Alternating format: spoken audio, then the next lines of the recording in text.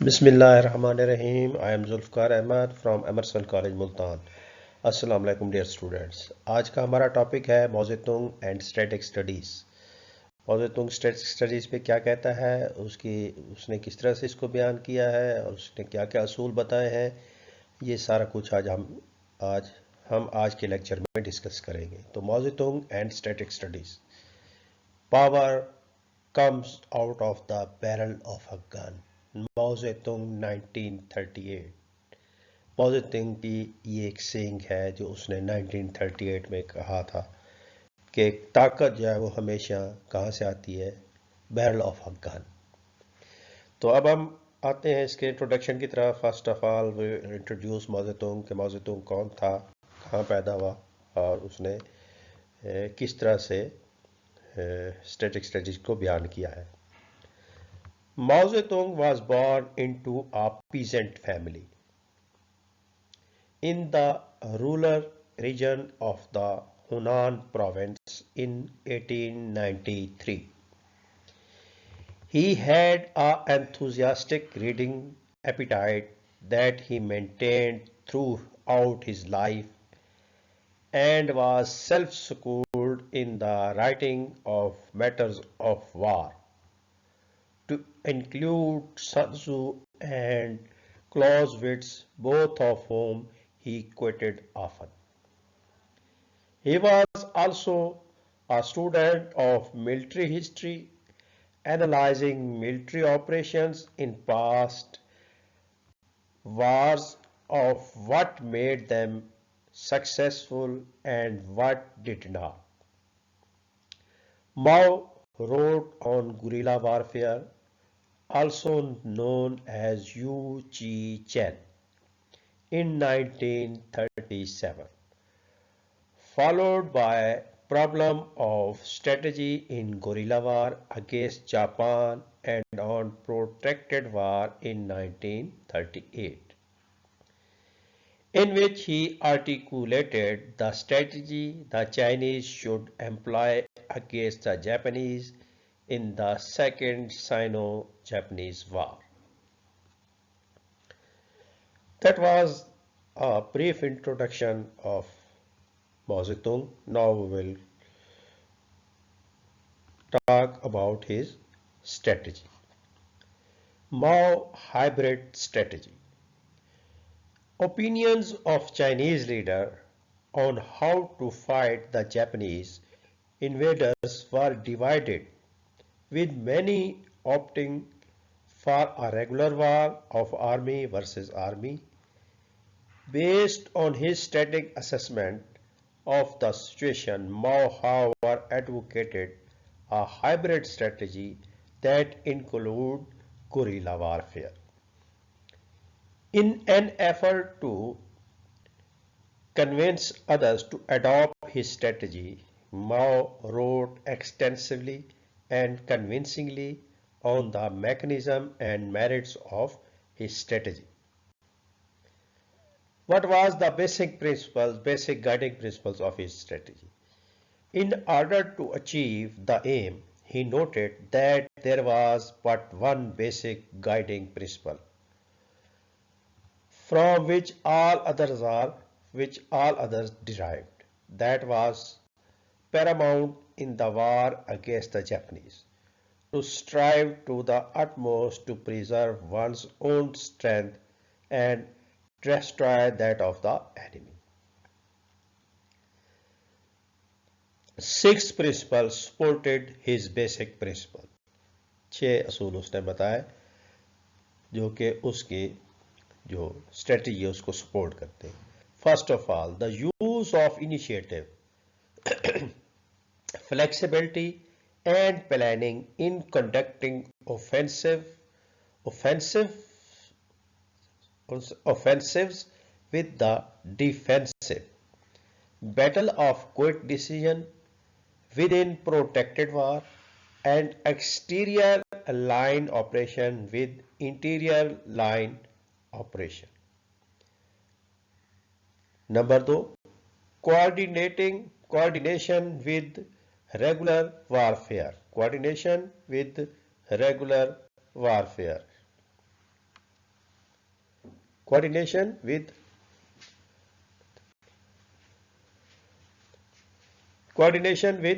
regular warfare. Third, establishment of base areas. Establishment of base areas. Number three, the strategic defensive and the static offensive. Number four, development of guerrilla warfare into mobile warfare and command. Correct relationship of number six, correct relationship of command. Mao not only explained his six principles but did so in yin and yang, terms that arguably even Sun Tzu would have appreciated. In describing the relationship between the defensive and the offensive, between protectedness and quick decision, and between the interior and exterior lines. Mao explained the virtue of his hybrid strategy. इन 6 असूलों के बुनियाद पर उसने अपनी hybrid strategy जो है वो बयान की है. Virtues of hybrid strategy.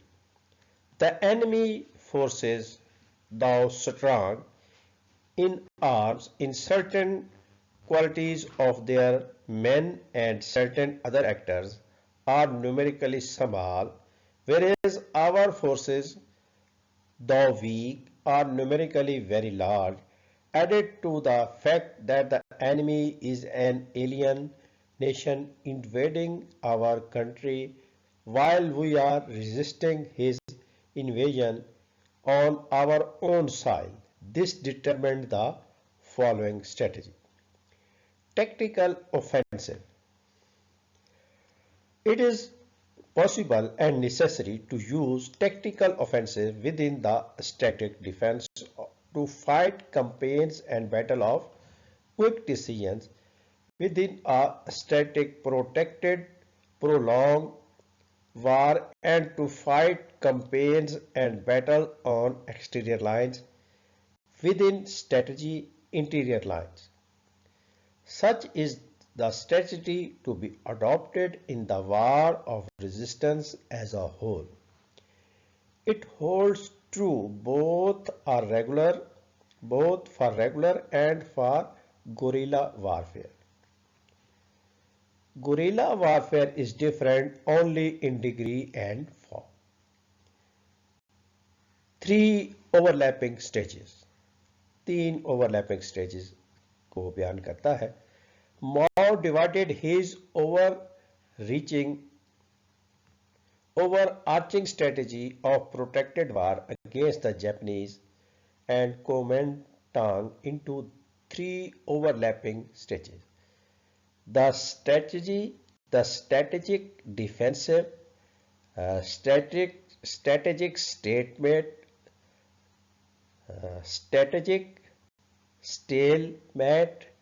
preparation for the counter-offensive, and the counter-offensive. These stages were specially designed to counter the enemy stages of strategic defensive, consolidation, and static retreat respectively. तो ये 3 stages कौन सी हैं? First stage. The first stage of Mao protracted war strategy, the static defensive, consisted of political and military mobilization of the people through subversion and limited fighting in the form of mobile warfare, supplemented by guerrilla and positional warfare. Mao considered mobilization the key feature of the first stage of protracted war. In Mao's words, what does political mobilization mean? First, it means telling the army and the people about the political aim of the war. It is necessary for every soldier and civilian to see why the war must be fought and how it concerns him. Secondly, it is not enough merely to explain the aim to them. The steps and policies for its attainment must also be given. That is, there must be a political program. Without a clear-cut, concrete political program, it is impossible to mobilize all the armed forces and the whole people to carry the war against enemy through to the end. Thirdly, how should we mobilize them? By word of mouth, by leaflets and bulletins, by newspapers, books and pamphlets, through plays and films, through schools, through the mass organization and through our cadres. Fourthly, to mobilize once is not enough.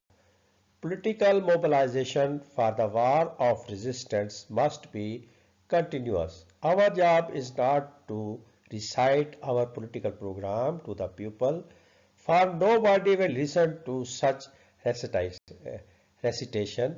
We must link the people mobilization for the war with development in the war and with the life of the soldier and the pupil and make it continuous movement. This is a matter of immense importance on which our victory in the war primarily depends. Protracted popular war. Protected popular, पहले उसने जिक्र किया protected वार का, अब जिक्र हो रहा है किसका? Protected popular war. Though political indoctrination and the cultivation of support through more human treatment of combatants may extend political mobilization to transfer his overarching strategy of protected war into protected popular war. In order to establish and maintain this unity of spirit between troops and local inhabitants, Mao established the 3 rules and 8 remarks for the conduct of troops with civilians. Rules कौन से हैं? Rules कहता है number 1, all actions are subject to command. All actions are subject to command. Number 2, do not steal from the people. Number 2, do not steal from the people. Number 3, be neither selfish nor unjust. ये उसने क्या बताया? उसने असूल बताया किसके? To maintain his unity of spirit between troops and local inhabitants. Remarks के बारे में वो क्या कहता है? रिमार्क्स भी उसने दिए जो कि तादाद में 8 है. कहता है replace the door when you leave the house. Replace the door when you leave the house. Number 2, roll up the bedding upon which you slept. Number 3, be courteous. Be courteous.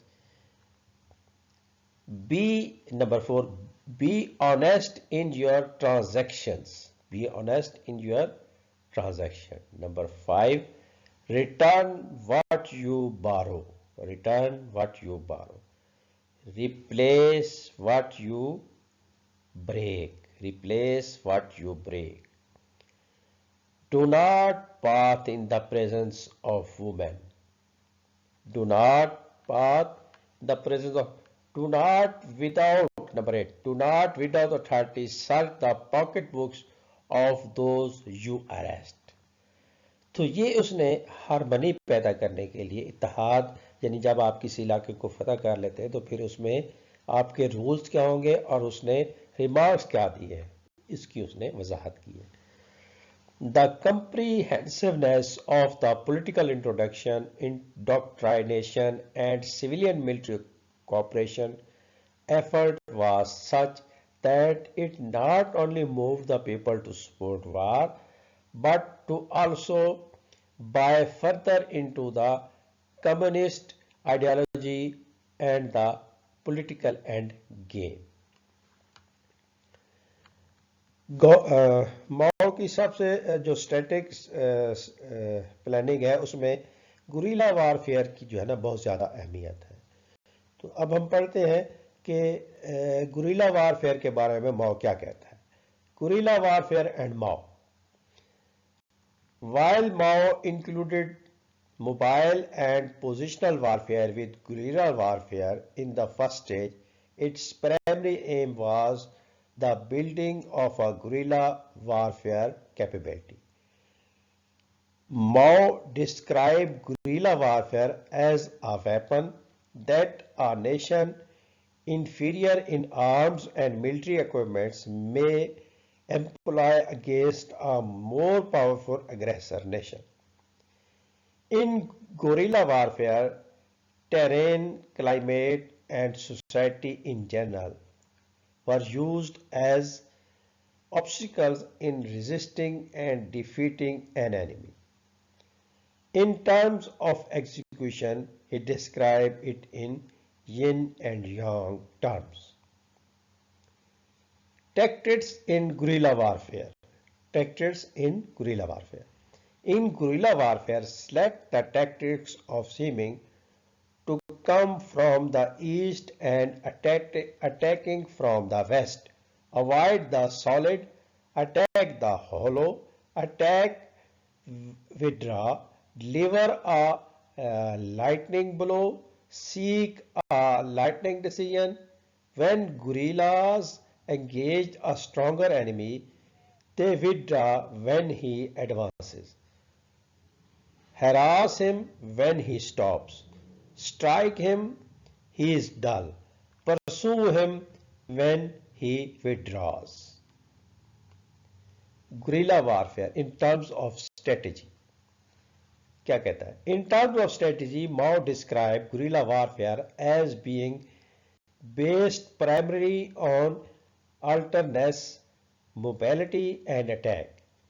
In guerrilla warfare, the enemy rear flanks and other vulnerable spots were key military objectives to be harassed, attacked, dispersed, exhausted, and annihilated. Surprise in guerrilla warfare. Surprise was an essential principle in guerrilla operations, more so than in regular warfare. Only through surprise could operation be brought to a quick decision. Given the thin margins of local superiority that the guerrilla could generally muster over the Japanese. Dispersal and concentration. Mao also advocated twin principles of dispersals and concentration in the conduct of guerrilla operation. As Mao stated, because of its dispersed character, guerrilla warfare can spread anywhere, and in many of its tasks, as in harassing, containing, and disrupting the enemy, and in mass work, its principle is dispersal of forces, but a guerrilla unit or a guerrilla formation must concentrate its main forces when it engages in destroying the enemy, and especially when it is striving to smash an enemy attack. Concentrate a big force to strike at a small section of the enemy force remains a principles of field operation in guerrilla warfare. अब हम आते हैं mobile warfare की तरफ। Mobile warfare पर वो उसने माओ ने क्या बयान दिया है, वो क्या कहता है। Mobile warfare was also a key feature in the first stage of protracted war. Mao described mobile warfare as quick decision, offensive warfare on exterior lines in campaign and battle within the framework of the strategy of interior lines, protected war and defense. Mobile warfare is the form in which regular armies wage quick decisions, offensive campaigns, and battle on exterior lines along extensive fronts and over big areas of operation. Mobile defense. At the same time, it includes mobile defense, which is conducted when necessary to facilitate such offensive battles. It also includes positional attack and positional defense in a supplementary role. Its characteristics are regular armies, superiority of forces in campaigns, and battles the offensive and fluidity. Quick decisions. In general, to achieve uh, quick decision, we should attack a moving and not a stationary enemy. We should concentrate a big force under over beforehand alongside the route with the enemy is sure to take. And while he is on the move, advance sternly to encircle and attack him before he knows what is happening and thus quickly conclude the battle. If we fight well, we may destroy the entire enemy force or the greater part of or some part of it. And even if we do not fight so well, we may still inflict heavy casualties. Positional warfare. Mao also considered positional warfare as necessary in the first stage, but strategically auxiliary and secondary to guerrilla and mobile warfare. Mao described positional warfare in terms of the attack and defense of fixed position and static points to include defense works with deep trenches, high fortresses and successive rows of defensive positions. तो इस तमाम जो lecture था उसको conclude करते हुए हम ये कह सकते हैं कि regards of Mao was failing as a political leader, Mao was a master strategist, arguably the best of the 20th century. Mao was a major force in the history of communist ideas and rules and will be a great name in China history. As a man of supreme power, also possessing a doctrine, he is arguably unmatched in Chinese history. Maoist history is woven into China's static culture. People need not to quote Mao all the time to take inspiration from his ideas and examples. तो हम कह सकते हैं कि माओ अपने दौर का एक बहुत बड़ा स्ट्रेटजिस्ट था और उसने जो स्टैटिक प्लानिंग बनाई वो चाइनीज़ के लिए अब भी मशअले रहा है और वो इस पर अमल करते हुए कामयाबी की मनाजिल तय कर रहे हैं। तो ये हमारा आज का लेक्चर था माओ ज़ेडुंग एंड स्टैटिक स्टडीज़। इंशाल्लाह नेक्स्ट लेक्चर्स के लिए इंशाल्लाह नेक्स्ट मिलेंगे। अल्लाह हाफिज़।